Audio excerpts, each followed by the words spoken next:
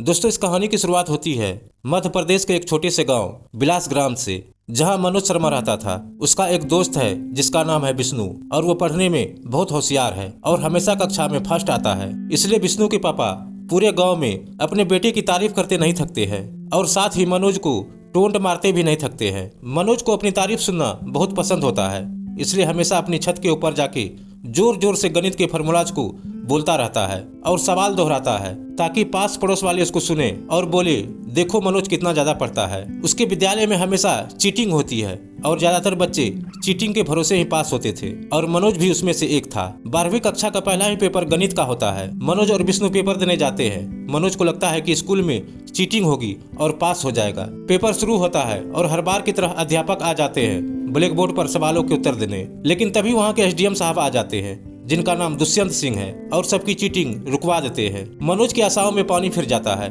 और वो बाकी बचे सारे पेपर में वो चीटिंग नहीं कर पाता है। अभी 12वीं कक्षा का रिजल्ट नहीं आया था। उसी बीच गांव में एक क्रिकेट टूर्नामेंट होता है जिसमें चीफ गेस्ट के तौर पर वही एसडीएम साहब दुष्यंत सिंह आए हुए होते हैं। टीम का हिस्सा बनने के लिए हर किसी को 10-10 रुपये देने होते हैं। मनोज के परिवार में उसका एक बड़ा भाई है, उसकी एक छोटी बहन है और माता पिता है। पिताजी अपने काम से ज्यादातर सस्पेंड ही रहते हैं क्योंकि उनकी हमेशा अपने अफसर से लड़ाई हो जाती है और उनकी कभी नहीं बनती है। मनोज के 10 रुपये मांगने पर उसे पैसे नहीं मिलते हैं और वो मैच में हिस्सा नहीं ले पाता है, लेकिन मैच में कमेंट्री जरूर करता है। उसकी कमेंट्री सुनकर दुष्यंत सिंह काफी प्रभावित होते हैं और मनोज की तारीफ करते हैं, जिसे सुनकर वो काफी ज्यादा खुश होता है। मनोज के चाचा जी भागते भागते घर पर आते हैं और मनोज के पापा जी से बोलते हैं मनोज 12th में फेल हो गया है। मनोज के पापा बिल्कुल भी ध्यान नहीं देते हैं और बोलते हैं कोई बात नहीं, अगले साल पास हो जाएगा। चाचा और थोड़ा मिर्च मसाला लगा के बोलते हैं अरे सारे सब्जेक्ट में फेल हो गया है, सिर्फ हिंदी में पास हुआ है। इधर मनोज को जब पता चलता है कि वह फेल हो गया है, वह बहुत ज्यादा उदास होता है। मनोज को हमेशा दूसरों की मदद करने में खुशी मिलती थी,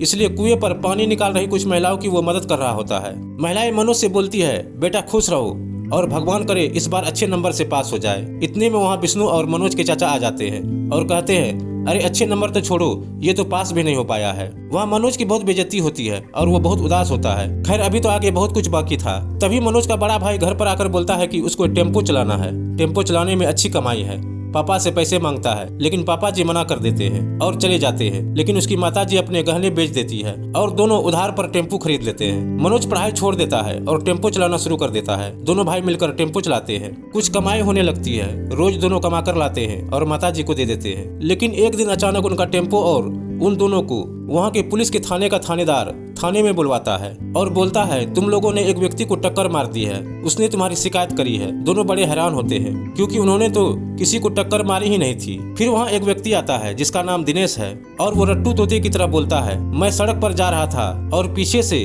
दोनों के टेम्पो ने मुझे टक्कर मार दी। रात भर दोनों को जेल में बंद रखता है और दोनों रात भर बैठ कर रोते रहते हैं। फिर सुबह दोनों को छोड़ देता है। दोनों पैदल घर जाते हैं और माताजी को सारी बात बताते हैं। मनोज माँ के गले से लगकर फूट फूट कर रोता है। इससे उनके माताजी बहुत ज्यादा दुखी होती है। दोस्तों, मनोज बोलता है कि हम एसडीएम साहब के पास चलेंगे और उनसे जाकर बात करेंगे। वैसे भी टेम्पो तो अब हमें कोर्ट से ही छुड़वाना पड़ेगा, क्यों न जाकर एक बार एसडीएम साहब से बात करें। वहाँ दोनों पहुँचते हैं और उन्हें एक पर्ची मिलती है। उसमें लिखा होता है क्या शिकायत है आपकी। लेकिन मनोज को यह लगता है कि अगर एसडीएम साहब को यह बता दिया कि मैंने पढ़ाई छोड़ दी है और टेम्पो चलाता हूँ तो बेइज्जती हो जाएगी। मनोज पर्ची पर लिख देता है कि पढ़ाई के बारे में कुछ बात करनी है। दोनों अंदर पहुँचते हैं। मनोज की बारी आने से पहले वहाँ एक आदमी खड़ा हुआ रहता है और उसके सामने वही थानेदार भी रहता है और उसके साथ में दिनेश खड़ा रहता है जिसने मनोज और उसके भाई को फंसाया था।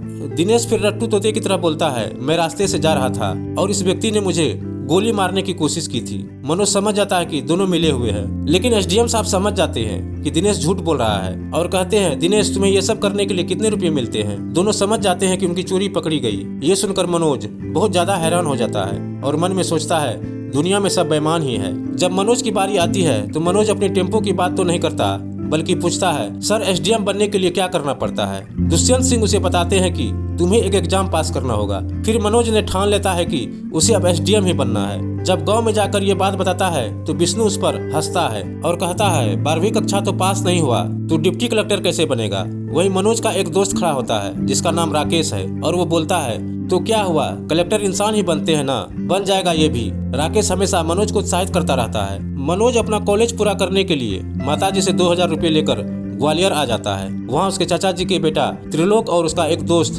केशव पहले से पढ़ रहा होता है और एक कमरे में सिर्फ 1-2 ही लोग रहा करते थे, लेकिन अब 3 हो गए और ये बात केशव को पसंद नहीं आती थी। एक दिन मनोज को बिना बताए त्रिलोक अपने गांव चला जाता है और पीछे से कमरे को बंद करके केशव भी गांव चला जाता है। मनोज कमरे में आता है, उसको कमरा बंद मिलता है। सोचता है केशव कहीं गया होगा, थोड़ी देर में आ जाएगा, लेकिन केशव नहीं आता है। 2 दिन तक मनोज बाहर भटकता रहता है। उसके पास सिर्फ 20 रुपये होते हैं, जिनसे वो एक दिन तो छोले भटूरे खा लेता है। अब तीसरा दिन भी किसी तरह से गुजारा हो जाता है। मनोज 3 दिन तक भूखा रहता है। आंखों के नीचे काले धब्बे पड़ जाते हैं, बिल्कुल मरियल सा हो जाता है। वहीं सामने एक ढाबा होता है जहां मनोज जाकर बोलता है, आप मुझे कुछ खाने को दे दीजिए, मैं उसके बदले में आपके ढाबे में बर्तन साफ कर दूंगा। ढाबे के मालिक को दया आती है और उसे खाना देता है। फिर मनोज वहाँ के बर्तन धोता है। वहाँ मनोज अपना कॉलेज पूरा करता है। फिर अब उसका एसडीएम बनने का सपना लेकर चला आता है पीली कोठी, जहाँ सब लोग पीसीएस की तैयारी करते हैं, लेकिन मनोज के पास इतने पैसे नहीं होते हैं कि पीली कोठी में पढ़े। मनोज को एक लाइब्रेरी में काम मिल जाता है, साथ ही वहीं बैठकर वो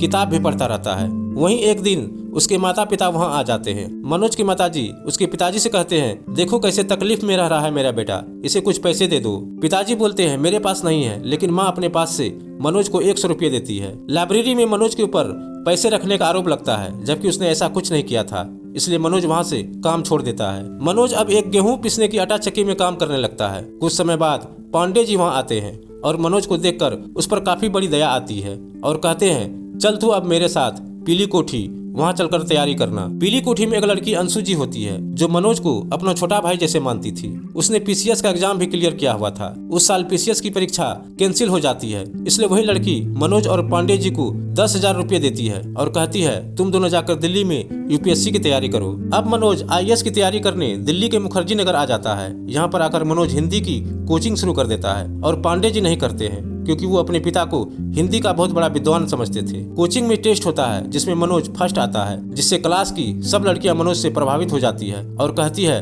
तुम तो जरूर आईएएस बनोगे। तभी मनोज कोचिंग से बाहर आ रहा होता है। उसको एक लड़की दिखती है जिसका नाम श्रद्धा होता है। उसको देखकर मनोज को उससे पहली नजर में ही प्यार हो जाता है। रोज दोनों बातें करते हैं, मिलते हैं, लेकिन मनोज कभी श्रद्धा से बताता नहीं है कि वो उससे प्यार करता है। और पांडे जी हमेशा उससे बोलते हैं कि मनोज यहाँ तैयारी करने आए हो या प्यार करने, लेकिन मनोज उसकी बात पर ध्यान नहीं देता है। उसी बीच मनोज का प्री एग्जाम क्लियर हो गया था। एक दिन पांडे जी श्रद्धा को बता दिया कि मनोज 12वीं फेल है। मनोज को लगा अब श्रद्धा उनसे बात नहीं करेगी, लेकिन श्रद्धा कहती है, अरे कोई बात नहीं, ऐसा तो होता रहता है। पांडे जी इंग्लिश की कोचिंग शुरू कर देते हैं और वहाँ उन्हें भी एक लड़की से प्यार हो जाता है। आगे अपनी पढ़ाई के लिए श्रद्धा अपने गांव अल्मोड़ा चली जाती है। मनोज का मेंस एग्जाम होता है। इंग्लिश के एग्जाम में मनोज एक सवाल गलत करके आ जाता है, फिर बाकी एग्जाम्स भी नहीं देता है और उसका मेंस क्लियर नहीं हो पाता है। मनोज को श्रद्धा की बहुत याद आती है। रोज सुबह शाम बस उसी को याद करता रहता था। तो फिर पांडे जी कहता है, अगर इतनी ही याद आ रही है तो चला जा अल्मोड़ा, मिल आ एक बार। मनोज ने सोच लिया था वो अब अल्मोड़ा जाकर श्रद्धा को अपने दिल की बात बता देगा।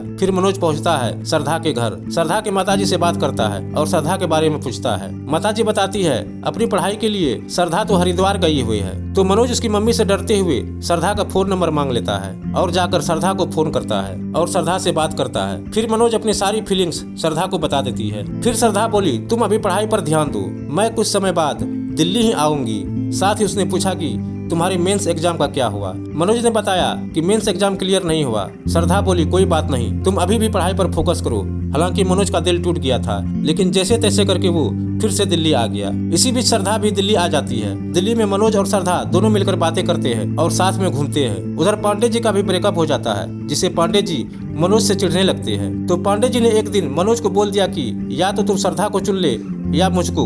मनोज तो श्रद्धा से बहुत प्यार करता था। मनोज ने बोल दिया कि मैं श्रद्धा को नहीं छोड़ सकता हूँ, तो इसलिए पांडे जी ने कमरा खाली कर दिया। अब मनोज को कमरे का पूरा किराया खुद ही देना होता था, इसलिए मनोज कुत्तों को घुमाने का काम शुरू कर दिया। उससे 500 रुपये कमाने लगा, जिससे वो कमरे का किराया भी दे सके। मनोज का पहले, दूसरे और तीसरे अटेम्प्ट में एग्जाम क्लियर नहीं हुआ था और अब उसके पास सिर्फ एक ही मौका बचा था। इसी बीच मनोज अपने गाँव गया, जहाँ उसे विष्णु और बाकी लोगों ने बहुत टोंट कसे और बोले, 6 साल से तैयारी कर रहे हो, क्या हुआ, बन गए कलेक्टर। लेकिन उसका वही बचपन का दोस्त राकेश ने बोला, कोई बात नहीं मनोज, हौसला रखो, तुम जरूर कामयाब हो जाओगे। फिर मनोज दोबारा दिल्ली आता है। इसी बीच उसमें से अविनाश का पीसीएस क्लियर हो जाता है और वो एक पार्टी रखता है जिसमें वो सबको बुलाता है। उस पार्टी में पांडे जी भी आते हैं। इसी बीच श्रद्धा भी मनोज से बहुत ज्यादा प्यार करने लगती है, लेकिन श्रद्धा भी मनोज को बताती नहीं है कि वो उनसे प्यार करने लग गई है। वहाँ पार्टी में पांडे जी को अच्छा मौका मिल गया। मनोज और श्रद्धा की बहुत बेइज्जती करने के लिए। पांडे ने जी भर के मनोज की बेइज्जती की और बोला, पहले ही बोला था ना कि पढ़ लो, और तुम प्यार में पड़ गए। 3 अटेम्प्ट निकल गए और तुम तीनों में फेल हो गए। ये बात श्रद्धा को बहुत बुरी लगी। उसकी आंखों में आंसू आ गए और वो पार्टी छोड़कर चली गई और मनोज भी चला गया। अविनाश ने पांडे को बहुत डांटा, लेकिन पांडे को कोई फर्क नहीं पड़ा। बाहर जाकर श्रद्धा मनोज को बोले, तुम्हें मैं 100 बार कहा पढ़ाई पे ध्यान दो, लेकिन तुम है कि मेरी सुनते ही नहीं हो। अब तुम्हारे चक्कर में मेरी भी बेइज्जती होती है। मनोज ने कहा, क्या मैं पूरी जिंदगी सिर्फ अपमानित होने के लिए बना हूँ? श्रद्धा ने कहा, नहीं ऐसा नहीं मनोज, सिर्फ तुम अपनी पढ़ाई पे ध्यान लगाओ। और तुम कह रहे थे ना कि अगर मैं तुमसे प्यार करने लगूं तो तुम पूरी दुनिया उलट पलट कर दोगे। लो, मैं तुमसे आज कहती हूँ, तुमसे बहुत ज्यादा प्यार करती हूँ। अब उलट पलट कर दो ये दुनिया। इसे सुनकर मनोज जैसे संसार रह जाता है और अब बस ठान लेता है कि अब उसको IAS क्लियर करना है। मनोज भागकर अविनाश के पास पहुँचता है और उससे पूछता है, तुमने PCS कैसे क्लियर किया, मुझे तुम बताओ। तो अविनाश ने बताया, तुम हमेशा पढ़ाई स्टॉप वॉच लगाकर करो, इससे तुम्हें पता चलेगा कि तुम वाकई कितनी देर पढ़ाई कर रहे हो। फिर मनोज ने बहुत ज्यादा मेहनत करी, दिन रात पढ़ाई की। पहले उसने प्री क्लियर किया, उसके बाद मेंस और इंटरव्यू। डर की वजह से मनोज ने रिजल्ट नहीं देखा था, तो श्रद्धा रिजल्ट देखने गई और आकर मनोज से चीखते बोली, मनोज तुम IPS बन गए हो। मनोज हैरान हो गया और सोचा एक रिजल्ट ने उसकी सारी दुनिया ही बदल दी। फिर मनोज और श्रद्धा दोनों वहां से चले गए। तो दोस्तों, मनोज ने हमें सिखा दिया कि चाहे परिस्थितियां कितनी ही बेकार हो, लेकिन अगर आप किसी भी चीज को करने का ठान लो तो कुछ भी असंभव नहीं है। उसका लाइब्रेरी में काम करना, आटे की चक्की में काम करना, बर्तन धोना, कुत्तों को टहलाने का काम करना हमें यही सिखाता है कि हारा वही जो लड़ा नहीं। सो आई होप कि दोस्तों ये वीडियो आपको पसंद आया होगा। वीडियो पसंद आया तो वीडियो को ज़्यादा शेयर कीजिए, वीडियो को लाइक कीजिए, साथ ही हमारे चैनल को सब्सक्राइब। फिर मिलते हैं एक नए वीडियो के साथ।